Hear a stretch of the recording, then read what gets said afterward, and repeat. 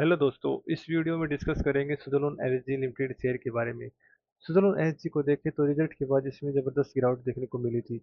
अब यहाँ पर एक्सपर्ट का नज़रिया क्या है? इसे होल्ड करना चाहिए या सेल कर देना चाहिए? चलिए जानते हैं।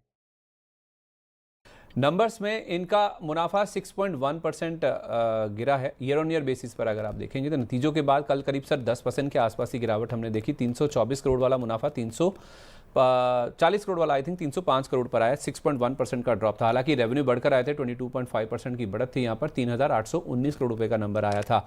अब स्टॉक गिरा क्यों है? बावजूद इसके कि इस बार जो ऑर्डर इनफ्लो है बहुत मजबूत थे। 1 गीगावाट के आसपास के नए ऑर्डर्स इनको मिले हैं। जो ऑर्डर बुक है वो रिकॉर्ड स्तर पर है। 6.1 गीगावाट को के जो ऑर्डर्स हैं वो इनके पास ऑलरेडी है।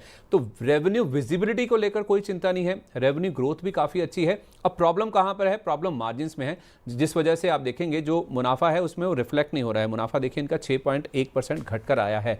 उससे बड़ी चिंता अगर आप देखेंगे वो इस चीज़ को लेकर है कि क्वार्टर बेसिस पर इस बार जैसे मैंने कहा 1 गीगावाट के आसपास के नए ऑर्डर्स मिले। 6 गीगावाट से ज़्यादा की इनकी ऑर्डर बुक है। तो आगे ऑर्डर्स हैं एग्जीक्यूट करने के लिए, कैपेसिटी एक्सपेंशन भी कर रहे हैं ये।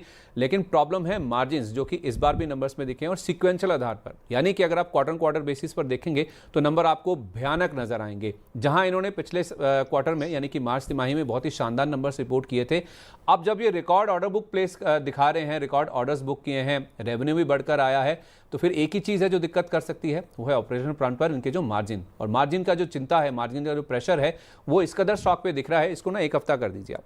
कल 10% गिरा था, आज बाजार ऊपर है, डे हाई के आसपास है, 200 पॉइंट की तेजी है। उसके बावजूद स्टॉक में आप देखिए 3% के आसपास ही गिरावट दिख रही है आपको।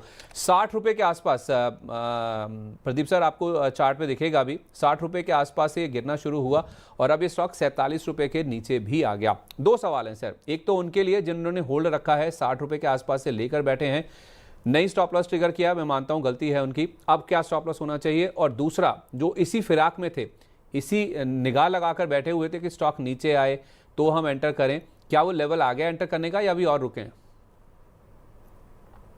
संदीप जी देखिए, एक चीज तो क्लियर है।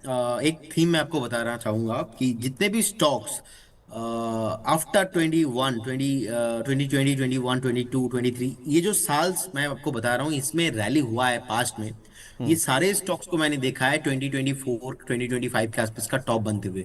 अब देखेंगे सुजलॉन बहुत रैली हुआ है। इतना रैली होने के बाद मैं इसमें पॉजिटिव व्यू बना ही नहीं पा रहा हूँ। एक बार मैंने व्यू कुछ बनाया था लेकिन वो जो है अच्छे से वर्क किया नहीं, तो उसके बाद से ना कहीं स्टॉक्स मेरा भी अवॉइड लिस्ट में बन गया है। मुझे लगता है कि अगर 46 के आपके पास है, रिसेंट एक लो आप देखेंगे 38 के आसपास का, मुझे लगता है कि स्ट्रिक्टली स्टॉप लॉस आपको मेंटेन करना चाहिए अगर आपके पास अभी भी है तो। फ्रेश नहीं बाय करने का सलाह रहेगा, no averaging, no fresh buying, only for अगर आप फंसे हुए हो स्टॉक्स में 64 70 85 कहीं से भी, तो आपके लिए 38 का फाइनल स्टॉप लॉस। मैं अभी भी फिर से 52 होने पे 60 होने पे मैं बिल्कुल भी इंटरेस्टेड नहीं हूँ, क्योंकि स्टॉक्स ऑलरेडी पास में बहुत अच्छा खासा चला हुआ है। Because of that reason I am out. लेकिन 38 का एक स्टॉप लॉस मैं डेफिनेटली उन लोगों के लिए जिनके पास एग्जिस्टिंग पोजीशन है, आप मेंटेन करके चलिए।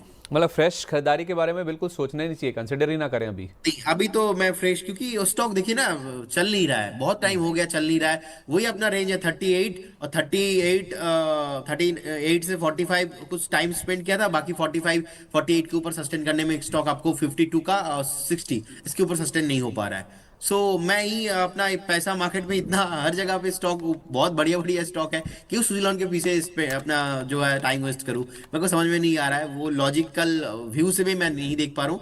So because of the multiple factors मैं एक बार जो है पर्टिकुलर स्टॉक से एग्जिट करना पसंद करूंगा।